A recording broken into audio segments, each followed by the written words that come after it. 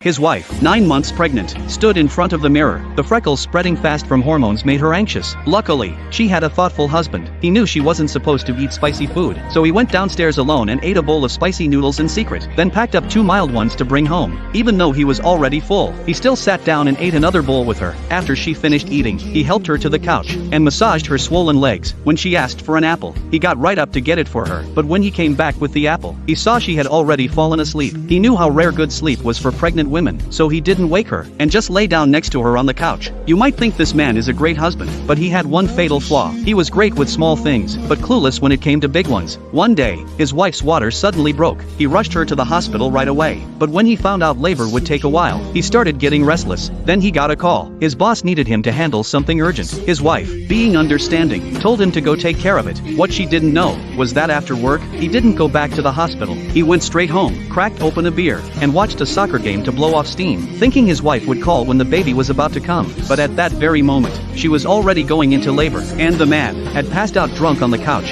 It wasn't until a loud phone call woke him up that he rushed to the hospital. By the time he arrived, the baby was already born. But the first thing he did wasn't to check on his wife. He went to pick up the placenta. Meanwhile, when his wife was wheeled out of the delivery room, she found no one waiting outside, so the nurses took her straight to the room. Her husband was the last to show up after the birth, and the first thing he said walking in was, "What's that smell in here?" Hearing that, her face instantly changed. He still had no idea what he did wrong. It wasn't until her father pulled him aside that he finally walked back into the room, but the moment his wife saw him, she completely broke down, and in the end, she still had to ask him to help clean her up. Afterward, when he stepped outside, he immediately washed his hands with soap. The disgust on his face was obvious, but what he forgot was that anyone has the right to feel disgusted, except him.